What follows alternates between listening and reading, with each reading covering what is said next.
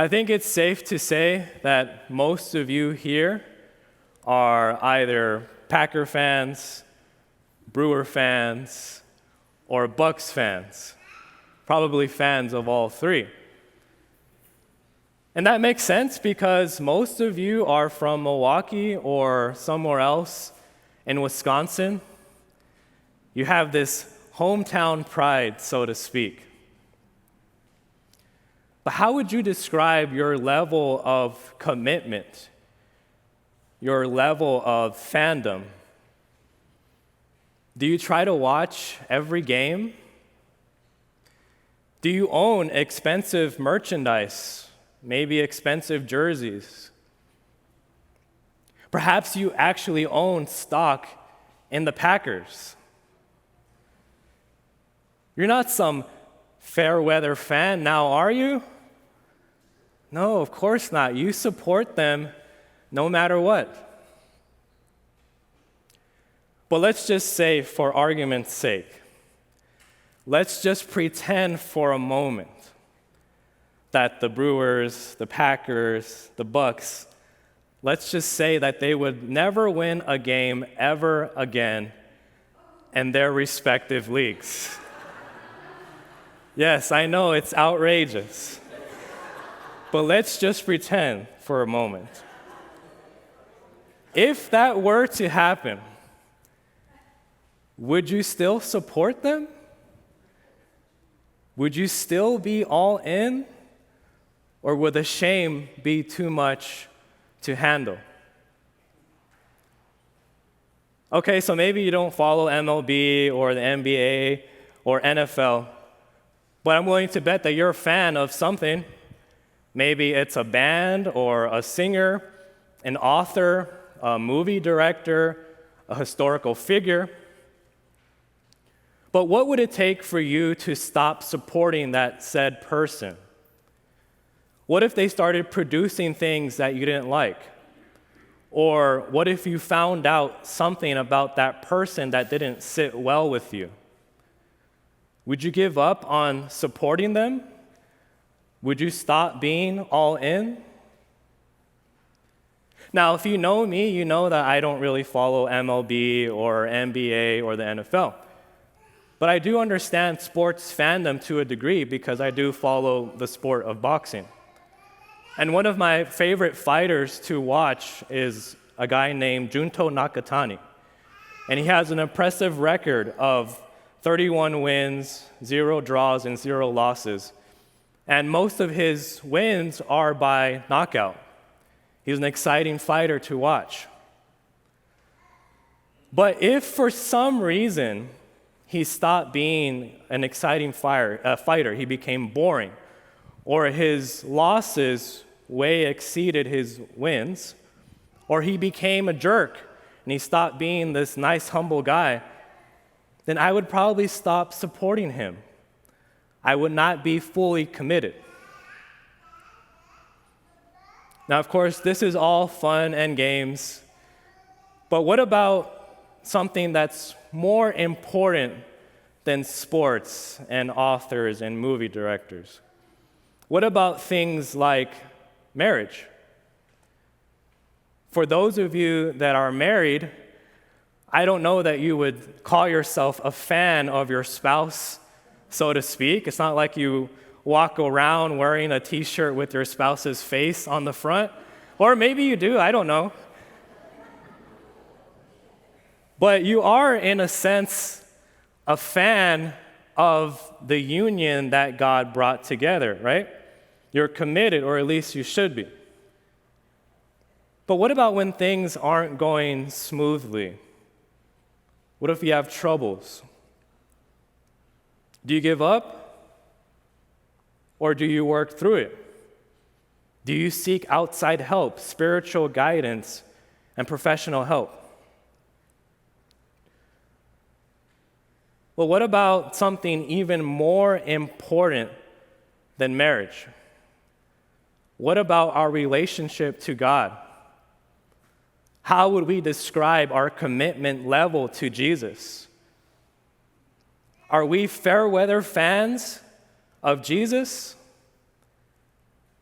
After all, he promises suffering and persecution and sacrifice. Life won't always be pleasant as a follower of Jesus. We see in our gospel reading in Luke's account how Jesus was rejected by the Samaritan village. And you, because you call yourself a Christian, you also will be rejected by people. People will be mean to you. They will be rude to you. They might even try to kill you. Are you okay with this? Are you okay with not having all of the nice things that maybe other people have? The first man that comes up to Jesus and says, "I'll follow you," we're told in Matthew's parallel account that this man was a scribe.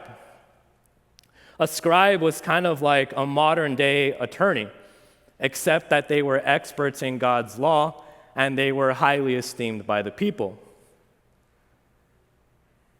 Now, he wasn't necessarily wealthy, but it's safe to say that this man wasn't poor either. So knowing that detail allows us to make more sense of what Jesus says to him. He says, "Okay, but just know that you might not have a place to lay your head at night if you follow me." This undoubtedly would have made the scribe think more deeply about his level of commitment to Jesus.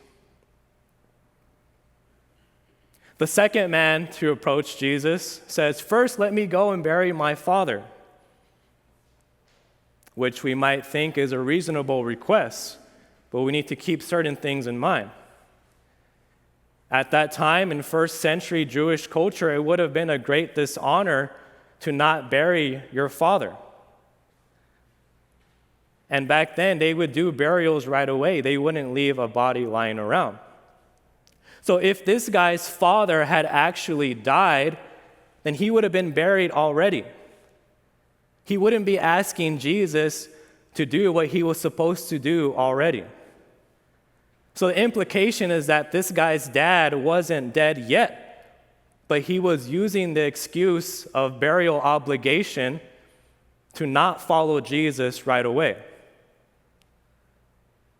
The other theory is that this man might have been referring to something like a reinterment.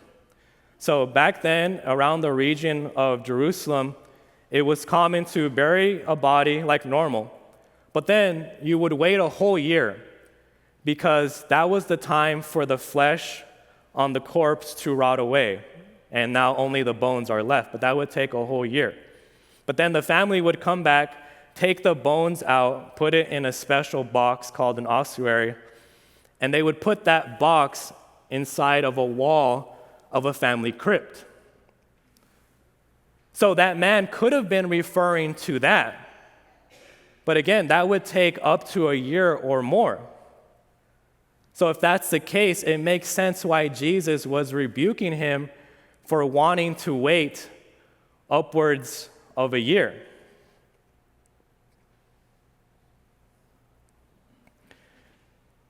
Now, what about that third man? He says, "First, let me go say bye to my mom and dad." After all, Elisha, in our Old Testament reading, he asked Elijah the same thing. And Elijah let him go back and say bye to mom and dad. So what's the difference here? Well, the difference is that Elisha went back to sever ties, while this man in Luke's account looks like he was going back to procrastinate. What did Elisha do? He went back home and he burned all of his farming equipment, and then he slaughtered all of his cattle, and then he made a feast for all the people. He made it so that he could not go back to his old way of life even if he wanted to. Those farming tools and all that cattle, that was worth a lot of money. there wouldn't have been any way for him to recuperate his losses. So he was all in. The only way was forward. This reminds me of the historical account of the famous Spanish conquistador Hernán Cortés. In 1519, he landed on the coast of Mexico. So he had sailed from their base in modern-day Cuba, and they sailed to the coast of Mexico. And he had strict orders from a higher command to only survey the coast of modern-day Mexico and perhaps trade with local tribes. But he didn't listen. Instead, he tried to convince his men to go into the heart of Mexico to try and find the grand Aztec capital that they had heard rumors of. The problem was that most of his men were afraid to do this. Number one, they were afraid to disobey a military order. Number two, they were afraid of going into the Central American jungles where disease, danger, and starvation awaited them. Furthermore, they had formed alliances with some of the local tribes, but their alliance was rocky at best, and they were afraid that those tribes would turn on them at any moment. So what does Cortés do? Well, he has the ships taken apart and sunk into the ocean. That way, none of the troops could escape back to the safety of Cuba, even if they wanted to. Now the only way was forward, fully committed. Unfortunately, I think that more often than not, we tend to act not like Elisha, but like the man in Luke's account. We make excuses for why we can't be committed to Jesus. And that's an issue because the Bible refers to us, you and me, collectively, as all believers. It refers to us as the bride of Christ. And so if you and me are the bride of Christ, if we're Mrs. Jesus, so to speak, then shouldn't that be reflected in our life of commitment? After all, Jesus was fully committed to us. So are we merely flirting with the idea of following Jesus? Or are we married to him?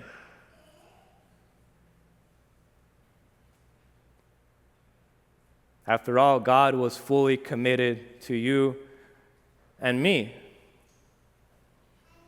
Luke's text says that Jesus' face was set toward Jerusalem. In other words, he was fully resolved to enter Jerusalem no matter what. Why? Because Jerusalem was the city of destiny. It would be the place where he would die on the cross, rise from the dead, and ascend into heaven. Jesus knew better than anyone what it was like to leave things behind for the benefit of others. Jesus left behind his heavenly kingdom for a time so that he could live as a human being under God's law, amongst sinful men, amongst people who did not appreciate him, and then die for their sins. Yes, Jesus was fully committed. And what kept his focus was the end goal.